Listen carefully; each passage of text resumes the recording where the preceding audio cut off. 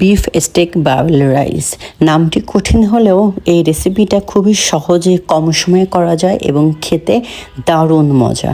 Fried rice আর এই রেসিপিটা যদি পাশাপাশি রাখা হয় তো ফ্রাইড রাইসের থেকে এই রেসিপিটা খেতেই মজা হবে। আসসালামু আলাইকুম, রান্নাবান্না এবং আমি চ্যানেল থেকে আজ আপনার সাথে শেয়ার করব বিফ স্টেক রাইস। লবণ, গোলমরিচ এবং যত রকমের সস আছে বাসায় এটা দিয়েই আমি স্টেকটা মেরিনেট করে নিয়ে গেছি। আধা ঘন্টার মতো আমি মেরিনেট করে রেখে দিয়েছিলাম। আপনারা পারলে ওভারনাইট করে নেবেন। প্যানে বাটার দিয়ে মেরিনেট করে স্টেকটা দিয়ে কিছুক্ষণ আমি ভেজে তারপরে রসুন কুচি এবং রোজমেরি দিয়ে স্টেকটা পিট করে খুব ভালো করে ভেজে নিব। এই সময় আমাদের চুলার আঁচটা মিডিয়াম টু হাই ফ্লেমে থাকবে, একেবারে আঁচ কমিয়ে স্টেকটা ফ্রাই করা যাবে না। তো এই পর্যায়ে আমি স্টেকটা তুলে রেখেছি। এই বাটারের ভেতর আরেকটু রসুন কুচি দিয়ে দিয়েছি এবং মেরিনেট করা যে সসের অংশটা বাটারের সাথে দিয়ে ভালো করে ভেজে নিব। এদিকে আমি পোলাও চাল আগে থেকেই সেদ্ধ করে রেখেছিলাম। এই ভাজাটা হয়ে গেলে আমি পোলাও চালগুলো অ্যাড করে দিব।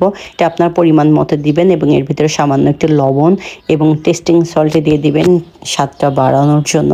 এই রেসিপিটা খুব সিম্পল কিন্তু খেতে অসম্ভব মজা। এরপরে আমি সয়া সস এবং উস্টার সস দিয়ে ভাতটা ভালো করে ভেজে নিব। মোট কথা ফ্রাইড রাইস যেভাবে আমরা একটু ভেজে নিই এভাবে নিলেই টেস্টটা পারফেক্টলি আসবে।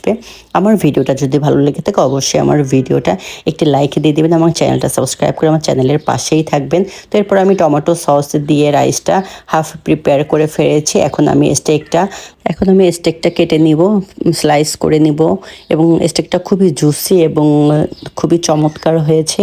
এই ভিডিওটা আমি ইউটিউবে একটি ভিডিও থেকে দেখে ইন্সপায়ার হয়েই করেছি এবং মনে করলাম আপনাদের সাথে এই রেসিপিটা শেয়ার করা যায়। এটা খেতে অসম্ভব মজা। স্লাইস করে নেওয়া স্টেকগুলো জুস সহই আমি রাইসের ভিতরে দিয়ে 5 মিনিট দমে রেখে এরপরে সার্ভ করে নিব। মজাদার আমার বিফ স্টেক বাউল এই রাইসটা খেতে অসম্ভব মজা এবং আশা করব আপনারা একবার হলেও এই রেসিপিটা ট্রাই করবেন এবং করে অবশ্যই আমাকে কমেন্ট করবেন। আজ এই পর্যন্ত, ভালো থাকবেন সবাই, আল্লাহ হাফেজ।